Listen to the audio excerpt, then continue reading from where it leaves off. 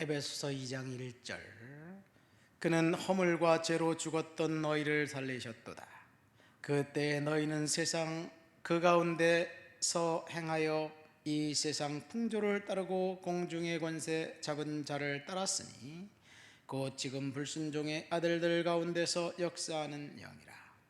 전에는 우리도 다 그 가운데서 우리 육체의 욕심을 따라 지내며 육체와 마음이 원하는 것을 하여 다른 이들과 같이 본질상 진노의 자녀이었더니 긍휼이 풍성하신 하나님이 우리를 사랑하신 그 큰 사랑을 인하여 허물로 죽은 우리를 그리스도와 함께 살리셨고 너희는 은혜로 구원을 받은 것이라.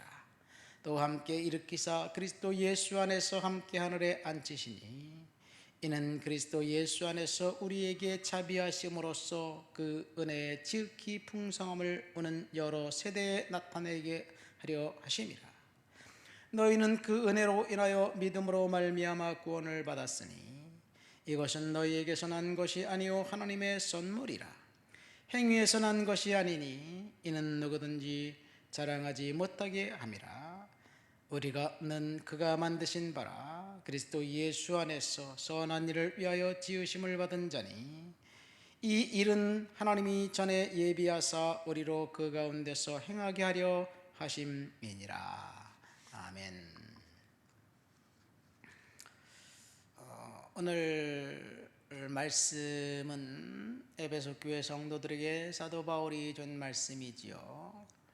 우리가 구원받은 그 일은 우리의 행위나 선행을 통해서 우리의 어떤 종교적인 행동을 통해서 구원받은 것이 아니라는 사실을 이야기하면서 은혜를 인한 하나님의 선물이다, 그런 이야기를 합니다.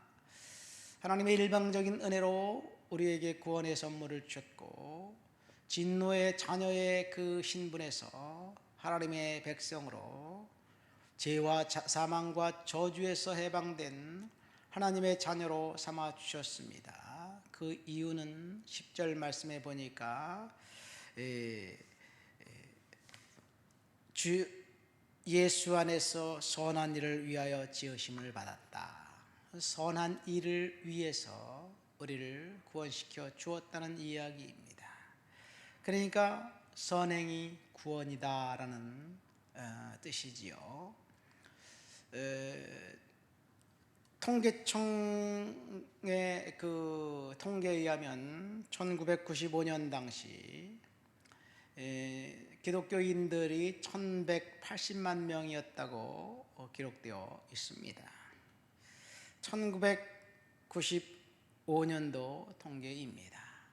1993년부터 97년까지 5년 동안 그 장차관으로 임명된 인사들 중에 기독교인이 67.8%였습니다.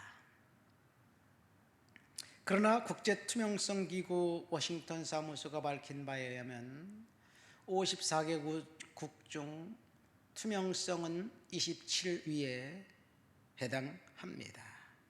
5명 중 1명이 크리스찬이라고 자위하는데 이 나라는 투명하지 않은 나라, 혼탁한 나라, 비리에 쩌들어 있었던 나라였습니다. 사실 우리나라가 그런 나라는 아니었습니다. 물론 비리와 그 탐욕 때문에 조선이 망하고 일본의 강압 지배를 받았지요. 1919년 3.1운동 당시 기독교인 비율은 전체 인구의 1.5% 정도였습니다. 그러나 독립선언서를 낭독한 33인 중에 16명이 기독교인이었습니다.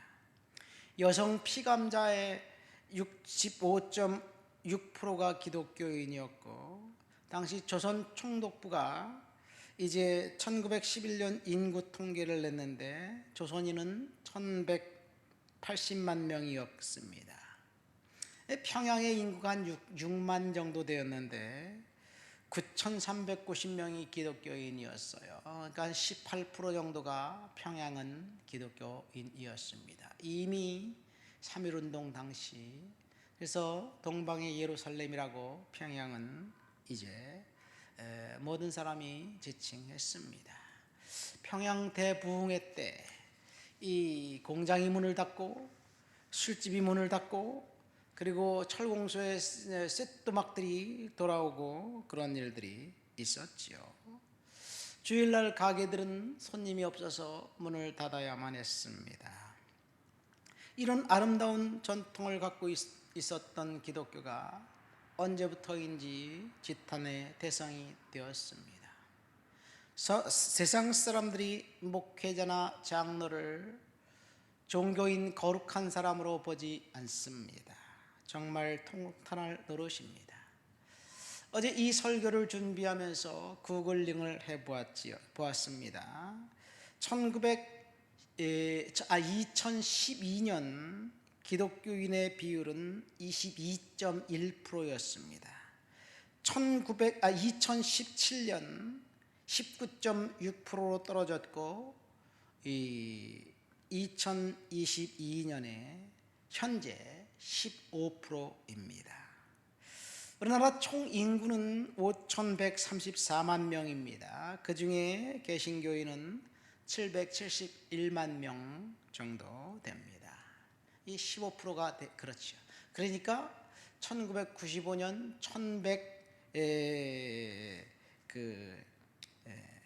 38만 명, 1180만 명의 성도였다고 했는데 이 2022년 30년이 정도 돼서 약 500만 명 정도가 사라졌습니다.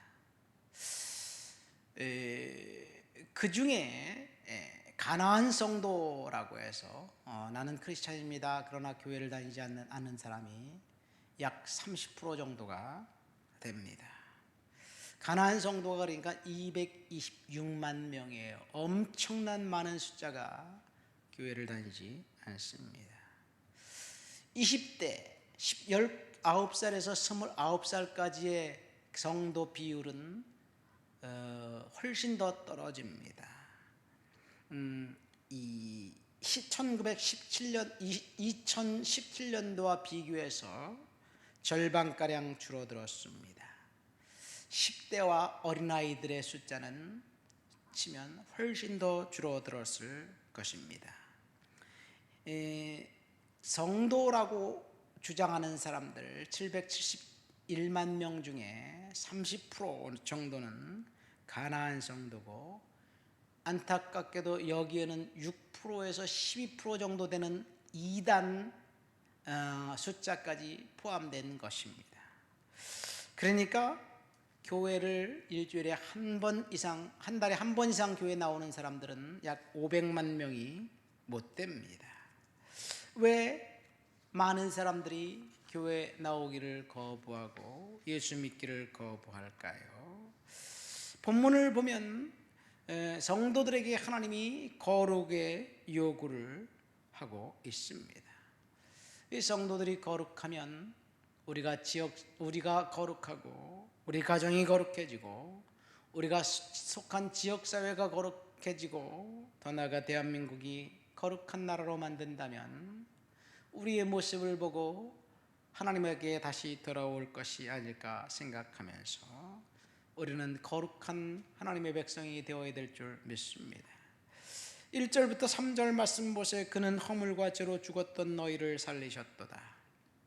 그때 너희는 그 가운데서 행하여 세상 풍조를 따르고 공중의 권세 잡은 자를 따랐으니 곧 지금 불순종의 아들들 가운데 역사하는 영이라. 전에 우리도 다 그 가운데서 우리 육체의 욕심을 따라 지내며 육체와 마음이 원하는 것을 하여 다른 이들과 같이 본질상 자녀였더니,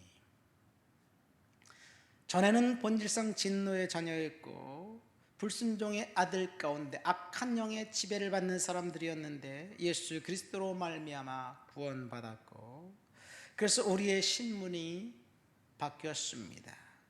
진노의 자녀들에서 하나님의 백성, 천국의 자녀로 삼으셨습니다. 그 이유는 우리가 구원받은 이유는 오직 예수 그리스도의 은혜와 보혈의 능력 때문입니다. 우리가 기여한 것이 전혀 없습니다. 저주와 죄와 사망에서 우리를 구원하신 것은 그리스도의 보혈의 피입니다. 이제 우리는 죄인이 아니라 하나님의 자녀가 되었고 천국의 백성이 되었습니다. 그런데 무조건적인 사랑으로 우리를 구원하신 그 이유는 딱 한 가지입니다. 10절 말씀 보면 왜 하나님이 우리를 구원하셨을까? 너희는 그 은혜로 인하여 믿음으로 말미암아 구원을 받았나니 이는 하나님의 선물이다. 하나님께서 구원의 선물을 주신 이유는 10절에 있습니다.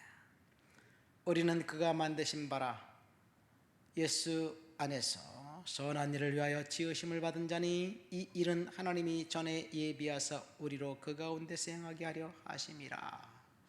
분명히 그리스도 예수 안에서 우리를 구원하신 이유는 선한 일을 행하기 위함이다고 사도 바울은 에베소 교회 성도들에게 이야기합니다. 그러니까 너희들이 선한 일을 행하기 위해서 하나님이 구원의 선물을 주셨다는 이야기예요. 선한 일, 선행은 무엇입니까? 우리가 하나님의 자녀답게 거룩하게 살아야 된다는 이야기이지요. 성도들에게 선하고 아름다운 삶을 살고 거룩한 삶을 살아서 이 땅을 선하고 아름다운 세상으로 만들라는 거룩의 명령을, 성결의 명령을 하나님이 주신 거지요. 우리가 구원받은 이유는 딱 한 가지입니다. 선을 행함으로 다른 사람들에게 예수 그리스도를 전하는 것에 있습니다. 선한 영향력을 끼치라는 이야기입니다. 구원받은 자가 감당해야 할 의무는 선한 영향력을 세상에 끼쳐야 된다는 이야기예요. 물론 우리가 선행을 하지 않는다고 구원에서 떨려나진 않습니다. 그러나 우리가 그리스도인답게 선하게 거룩하게 살지 않는다면, 그래서 사람들이 예수 믿기를 거부한다면 그 책임은 우리들에게 있습니다. 예수님께서 바리새인들을 뭐라고 책망하셨습니까? 화 있을진저 외식하는 서기관들과 바리새인들이여, 너희는 교인 한 사람을 얻기 위하여 바다와 육지를 두루 다니다가 생기면 너희보다 배나 더 지옥의 자식이 되게 하는구나. 바리새인들이 교인 하나를 얻어서 자기보다 더 악한 지옥 자식으로 만들었다는 이야기는 그들의 행위 때문에 그렇습니다. 인도의 건국의 아버지 마하트마 간디의 일화가 나오죠. 그는 성경책을 힌두교 경전보다 더 열심히 읽었습니다. 그래서 한 성도가 크리스찬이 간디에게 묻습니다. 당신 성경을 그렇게 열심히 읽으면서 왜 예수 믿기를 거부하십니까? 그러니까 그가 직설적으로 대답합니다. 예, 그렇죠. 저는 예수님을 무척 사랑합니다. 그러나 예수 믿는 사람들은 싫어합니다. 그리스도인답게 선한 행위가 없었고 인종차별했던 그 남아공에서의 그 경험, 영국의 성도들 때문에, 부패한 그리스도인들 때문에 간디는 이 세상에서 가장 예수를 닮은 정결하고 거룩하게 살려고 발버둥 쳤던 간디가 예수 믿는 것을 거부하게 만들었습니다. 세상 사람들은 예수님을 거부하지 않습니다. 다만 예수 믿는 사람들을, 경건하지 않는 성도들만 거부할 뿐입니다. 저와 여러분들이 거룩하지 않다면 세상 사람들이 우리의 모습을 보고 예수를 거부하게 될 거예요. 아무리 우리가 입으로 예수를 믿으라고 이야기해도 우리의 삶이 뒷받침되지 않는다면 우리를 보고 예수를 발견하는 것이 아니라 우리를 보고 사악한 그리스도인의 모습을 발견하면서 예수를 거부하지 않을까 생각됩니다. 그러니까 우리가 정결하고 거룩하게 삶을 사는 것은 자기 집 십자가를 지고 주님을 따르는 삶입니다. 교회가 거룩하지 않으면 더 이상 교회가 아닙니다. 목사가 거룩하지 않으면 더 이상 목사가 아닙니다. 성도가 거룩하지 않으면 더 이상 성도가 아니에요. 그럼 성도가 아니라면 사탄의 자녀라는 말이지요. 우리가 결코 거룩하지 않는다면 사탄의 자녀일 수밖에 없다는 거예요. 그런데 우리가 거룩하지 않으면서 축복받는 하나님의 자녀라고 오해합니다. 사탄의 자녀라면 구원받을 수 있을까요? 이 논리대로 따져본다면 우리가 거룩하지 않으면 우리는 구원받을 수 없다는 이야기가 되기도 합니다. 우리를 하나님께서 구원시켜 주신 이유, 예수 그리스도의 십자가의 보혈을 통해서 구원시켜 주신 이유는 거룩한 삶을 살면서 예수를 전하라는 거룩의 사명이 있습니다. 그러나 오늘날 교회에서 거룩에 대한 이야기가 들리지 않습니다. 임사이 패커라는 그 목사님이 거룩의 재발견이라는 책에서 신자들이 거룩하지 않은 이유 3가지를 이야기해 주고 있습니다. 첫 번째, 설교와 서적에서 거룩이 사라졌다. 리더들이 거룩함을 요구하지 않는다. 세 번째, 우리가 전도할 때 거룩함의 필요성을 언급하지 않는다. 그래서 거룩을 상실한 교회는 더 이상 십자가 보혈의 은혜가 넘쳐나는 교회가 아닙니다. 우리는 거룩한 삶을 살아야 될 줄 믿습니다. 선행이 구원입니다.